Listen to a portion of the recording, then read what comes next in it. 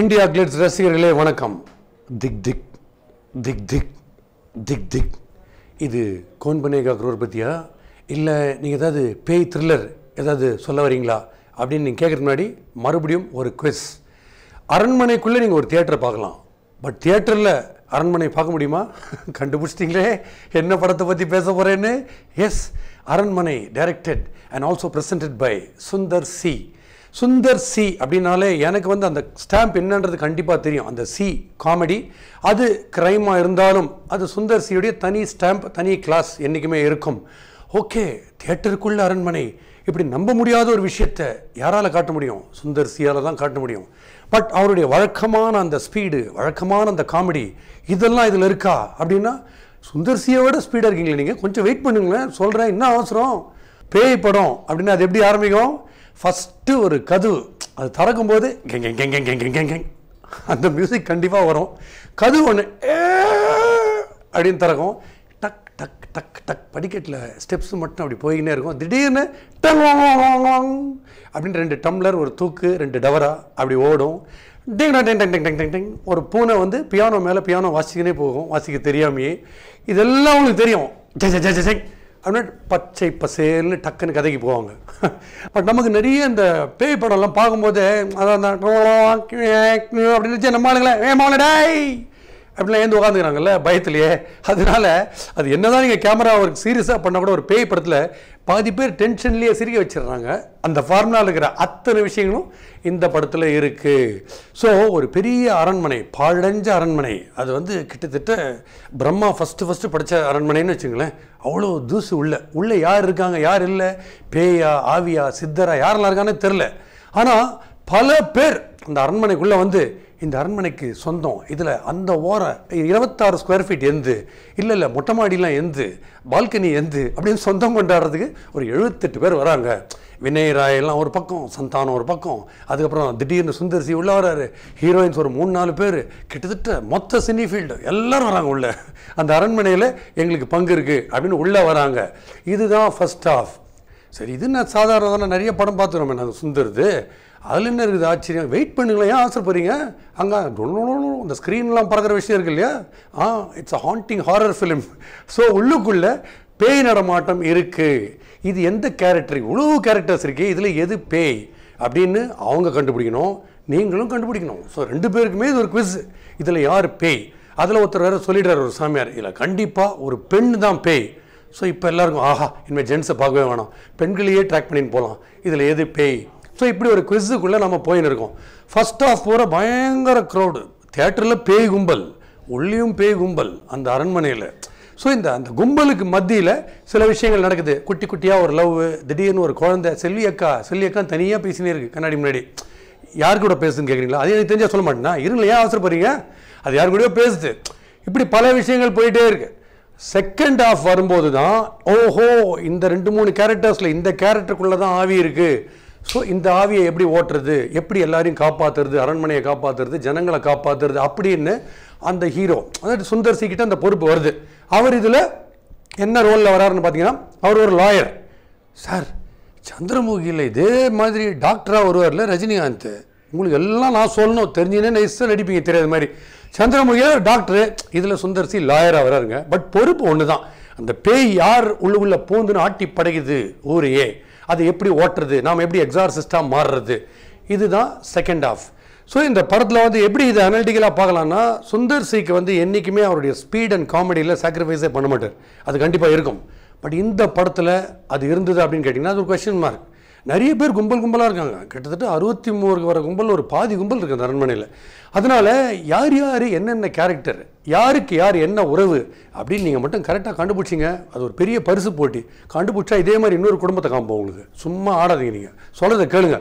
இந்த மாதிரி ஃபஸ்ட்டு கண்டுபிடிக்கிறது கஷ்டமாக இருக்கிறதுனால என்ன ஆக்சுவலாக ஃபோக்கஸ், இப்போ அது கேமரா அவுட் ஆஃப் ஃபோக்கஸாக போகலாம், பட் நம்ம ஒரு ஸ்டோரி டெல்லிங்கில் அவுட் ஆஃப் ஃபோக்கஸாக ஒரு டேரக்டரோ ஒரு ஸ்டோரி டெல்லரோ போனால் அது ஒரு பிரச்சனை. ஸோ இது எதை நோக்கி போயிட்டுருக்கு டுவர்ட்ஸ் இன்டர்வல் இந்த கதை? இவ்வளோ பேர் இருக்காங்க, இல்லை சின்னதாக ஒரு லவ் வருது, திடீர்னு பயங்கர பேய் வருது, அதுக்கப்புறம் இந்த ஆன்செஸ்ட்ரல் ப்ராப்பர்ட்டி யாருடையதுன்ற ஒரு பட்டிமன்றமும் போயின்னு இருக்கு. ஸோ இது எதை நோக்கி இந்த படம் போகுதுன்னு தெரியாமல் இன்டர்வல் வரைக்கும் போகிறது. பட் இன்டர்வலுக்கு அப்புறம் அந்த பேய் கேரக்டர் யாருன்னு ஸ்பாட் பண்ணதுக்கப்புறம் அந்த பேயை ஓட்டுறதுக்கான நடவடிக்கை எடுக்கிறது, அதில் வந்து எப்படி ஒரு பேர் சேராமல் இருக்கிறது, வினய் ராய் அண்ட் ஆண்ட்ரியா சேரக்கூடாது ஆஸ் அ பேர், அதை எப்படி தடுக்கலாம், அந்த பேய் எப்படி ஓட்டலான்றதை ரொம்ப கிரிப்பிங்காக சொல்லியிருக்காங்க செகண்ட் ஹாஃபில். ஸோ எனக்கு என்ன பண்ணுது, செகண்ட் ஹாஃபை ஃபஸ்ட்டு காமிச்சிருக்கலாம், செகண்ட் ஹாஃபே காமிச்சிருக்கலான்றீங்களா? இந்த மாதிரிலாம் கலாய்ச்சிங்கன்னா என்னால் வியூ சொல்ல முடியாது, இதனுடைய வியூ. ஸோ இந்த கிரிப்பிங்காக இருக்கிற ஸ்பீடை வந்து ஃபஸ்ட் ஹாஃப் கொண்டு வந்திருந்தா 161 நிமிஷம் அந்த ஒரு மொனாட்டனி இருக்குது பாருங்கள், அது இல்லாமல் கொஞ்சம் நல்லா இன்னும் கிறிஸ்பாக இருந்திருக்கும் அப்படின்றது என்னுடைய ஃபீலிங். ஏன்னா சுந்தர் சியுடைய ஸ்டாண்டர்ட் நமக்கு தெரியும், கண்டிப்பாக இதை விட பெட்டர் ஸ்டாண்டர்ட், நல்ல சூப்பரான ஒரு ஸ்டாண்டர்ட், எஸ்பெஷலி விஷுவலாக காமெடியை காமிக்கிறதுக்கு ஒன் ஆஃப் த ஃபியூ டேரக்டர்ஸில் அவர் ஒருத்தர்ன்றது நமக்கு தெரியும். ஆஸ் அ கேரக்டர் சுந்தர் லாயராக அதில் வரும்போது இந்த தாடியை வச்சு ஸ்பெக்ஸ் எல்லாம் போட்டுருக்கும்போது இவரே ஒரு சூப்பரான ஒரு ப்ரொஃபஸர் ரோல் பண்ணக்கூடாது ஒரு சீரியஸான படத்தில், ஒரு கமல் மாதிரி அப்படின்னு கூட எனக்கு தோணுச்சு. ஸோ அந்த கேரக்டர் கண்டிப்பாக சுந்தர் சி ட்ரை பண்ணுவான்ற நம்பிக்கை எனக்கு இருக்குது. ஸோ செகண்ட் ஹாஃபில் கோட்டா சீனிவாசராவ் வேற ஒரு சாமியார் கேரக்டரில் வர்றாரு. அவர் சாமியார் கேரக்டரில் வந்து ரொம்ப கம்மியாக பேசுறது இந்த படத்தில் தான் இது வரைக்கும். ஒரு கேரக்டரில் வந்துட்டு அவர் கம்மியாக பேசுறது அப்படின்னு வரலையா, இதில் கொஞ்சம் கம்மி, இதில் சொல்லலையான்னு நினச்சேன். செகண்ட் ஹாஃபில் சொல்லிட்டாரு அப்படின்றாரு.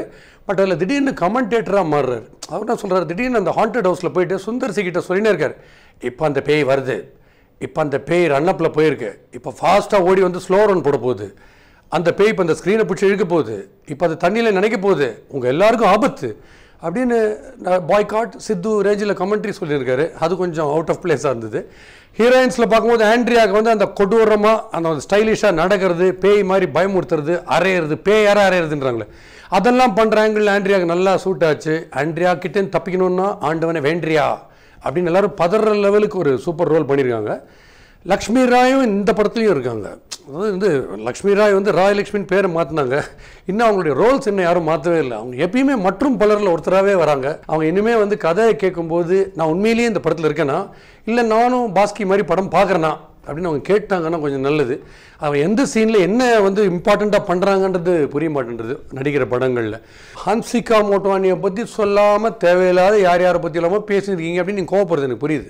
இமோட் பண்ணும்போது ஒரு அழற சீன்லலாம் ரொம்ப நல்லா பண்ணியிருக்காங்க. அதாவது ஒரு லாங்குவேஜ் தெரியாதவங்க ரொம்ப எஃபர்ட்லெஸ்ஸாக க்ளோஸ்அப்ஸில் இப்படி நடிக்கிறது ஒரு பெரிய விஷயம். அந்த விதத்தில் ஹன்சிகா மோட்வானிக்கு நம்ம ஹேட்ஸ் ஆஃப் சொல்லிடலாம். ஓகே, இது ஒரு பேய் படம்னா அந்த கிரிப்பிங்காக அந்த ஒரு பயம் வரதுக்கான அந்த ஒரு லைட்டிங்கு, கேமரா ஒர்க், அதெல்லாம் ராஜீவ் நாயர் நல்லா கலக்கலாகவே பண்ணியிருக்காரு. டுவர்ட்ஸ் தி எண்டு பார்க்கும்போது நல்ல கிரிப்பிங்காக ஒரு ரியல் பேஸ், ஒரு ரியல் சுந்தர்சியுடைய ஸ்பீடு, ஒரு டெம்போ, கிரிப்பிங் எல்லாமே டுவர்ட்ஸ் த செகண்ட் ஹாஃப் இருக்குது. அது வந்து ஃபஸ்ட் ஹாஃபில் வந்திருந்தால் இன்னும் கொஞ்சம் நல்லா எல்லாரும் உணர்ச்சி வசப்படுற மாதிரி ஒரு சூப்பர் ஹாரர் த்ரில்லராக இருந்திருக்கும். காமெடி சந்தானம் இருக்காரு, பட் காமெடி இருக்கா அப்படின்னு நீங்கள் கேட்டிங்கன்னா சந்தானமே அப்ஜெக்ட் பண்ணுவார். எங்கே பாஸ் நான் இருக்கிற காமெடி இல்லை பாஸ் அப்படின்னு சந்தானமே சொல்கிற லெவலுக்கு அதில் காமெடி எலிமெண்ட் ரொம்ப கம்மியாக இருக்குது இந்த படத்தில். மியூசிக்கில் கூட இன்னும் கொஞ்சம் ஸ்கேரை கிரியேட் பண்ணலாம். ஆஃப்கோர்ஸ் ரொம்ப பெரிய ஸ்கேர் இதில் கிரியேட் ஆகலை. பரத்வாஜ் மியூசிக் ஒரு பக்கம் கார்த்திக் ராஜான்னு போட்டுக்கிறதுனால, பட் நாங்கள் கண்டுபிடிச்சிட்டோம் ஃப்ரெண்ட்ஸுக்குள்ளே டிஸ்கஷனில் கண்டிப்பாக பரத்வாஜ் தான். ஏன்னா பல பாடல்களில் வந்து ஹிந்தி பாட்டு சாயல் அடிக்கிறது, ஆர்டி பர்மன் பாட்டெலாம் சாயல் அடிக்கிறதுனால நாங்கள் கண்டுபிடிச்சிட்டோம் எங்கள் ஓட்டு பரத்வாஜுக்கு தான், அவர் தான் போட்டிருக்காரு மியூசிக். ஏன்னா எல்லடுக்கா ஆயே அல்லா லா நானே அந்த பாட்டெலாம் நீங்கள் கேட்டிருப்பீங்க, ஆர்டி பர்மன் பாட்டெலாம், அந்த பாட்டு சாயலில். அதுக்கப்புறம் பல்லாங்குழியின் வட்டம் பார்த்தேன் அந்த பாட்டெலாம் நீங்கள் கேட்டிருப்பீங்க. அதெல்லாம் எனக்கு தோணிச்சுங்க, உண்மையிலேயே தானெல்லாம் கேட்காதீங்க, எனக்கு அப்பப்போ இந்த மாதிரி விஷயங்கள்லாம் தோணும். ஸோ பேய் படத்துக்கான ஜானர் செலக்ட் பண்ணியிருக்காரு சுந்தர்சி, கொஞ்சம் வித்தியாசமாக இருக்கும். பட் ஸ்டில் அவருடைய படங்களில் நாம் பார்த்த சில ட்ரைட்ஸ் எல்லாமே இதில் இருக்குது. உருட்டைக்கட்டை எடுத்துக்கிறது கண்டிப்பாக சுந்தர்சி படத்தில் அது கம்பல்சரி. உருட்டைக்கட்டை யாராவது எடுத்து அடிக்கிறது, பட் யாரை அடிக்கணுமோ அவங்க மேலே அது படாது, இன்னொருத்தர் மேலே தான் படும். அது உருட்டைக்கட்டை. தாலியோ இல்லை ஒரு ஃப்ளவரோ கையில் எடுத்துட்டு யாராவது கொடுக்க போவாங்க, ஆனால் யார்கிட்ட அவங்க கொடுக்கணுமோ கொடுக்க மாட்டாங்க. அவங்க அண்ணிக்கிட்ட இல்லை சித்தி பெரியம்மா அத்தை யார்கிட்டயாவது தான் கொடுப்பாங்க. அதுவும் உங்களுக்கு தெரியும். ஸோ நமக்கு சுந்தர்சி படங்கிறது ரொம்ப கிளியராக தெரியுது. ஸோ ஃபைனலாக பார்க்கும்போது இது ஓவரால் இந்த படத்தில் என்ன இன்க்ரீடியன்ட்ஸ்ன்னு நான் பார்த்தோது சந்திரமுகி பார்க்குற ஃபீல் தான். ஒரு லைட்டர் சந்திரமுகி, அதாவது 1 கிலோ சந்திரமுகி எடுப்பா, ஒன்று பண்ணு, ஒரு 1/2 கிலோ உள்ளத்தேளித்தா, ஒரு 1/4 கிலோ மேட்டுக்குடி, ஏன்னா எப்படியும் அந்த ஒரு தாத்தா, ஒரு அரண்மனை, காணாமல் போகிற பேரன் திரும்பி வருது. ஸோ இதில் ஓவரால் சொல்லும்போது ஒரு 1 கிலோ சந்திரமுகி, 1/2 கிலோ உள்ளத்தேளித்தா, 1/2 கிலோ மேட்டுக்குடி, அதுக்கப்புறம் ஒரு 1/4 கிலோ இவ்வளோண்டு அருணாச்சலம் ருத்ராட்ச கட்டை அப்படி ஓடி ஓடி போகுது அதுக்காக. அப்புறம் லைட்டாக சால்ட் அண்ட் பெப்பர் தூர மாதிரி பேராநார்மல் ஆக்டிவிட்டி, வேறு ஏதாவது ஒரு 1408 அப்படின்ற மாதிரி ஏதாவது ஒரு படம், அது மாதிரி ஒரு படத்தை லைட்டாக அப்படி தூவுறது. இது ஒரு மசாலாவாக இதெல்லாம் சேர்த்து குக் பண்ணி ஒரு மசாலாவாக கொடுக்கலாம் அப்படின்றது சுந்தர்சியுடைய ஐடியா. நீங்கள் வரதே என்டர்டெயின்மெண்ட்டுக்கு தான்றதை புரிஞ்சுட்டு படம் எடுக்கிற டேரக்டர்ஸில் சுந்தர்சி டாப் லிஸ்ட்டில் இருக்கார். பட் கண்டிப்பாகவே இதுதான் சுந்தர் சியுடைய ஸ்டாண்டர்டான்னு பார்த்தீங்கன்னா அவருடைய அந்த யூஷுவல் பேஸ் அண்ட் ஹியூமர் ரெண்டும் ரொம்ப கஷ்டம். டஃபஸ்ட் ஆஃப் ஆல் ஜானர்ஸே காமெடி, அதையும் ஸ்பீடாக ஒரு காமெடி கொடுக்கறது ரொம்ப டஃப்பான விஷயம். அந்த டிஃபிகல்ட்டி சுந்தர் சி இதில் எக்ஸ்பீரியன்ஸ் பண்ணியிருக்காரு. தியா வேலை செய்யணும் குமார் இல்லை, அந்த ஸ்க்ரீன் பிளேயில் ஒரு ஸ்பீட் இருக்கும். ஒரு யூத்ஃபுல் டீம் அவர் கூட ஒர்க் பண்ணிச்சு.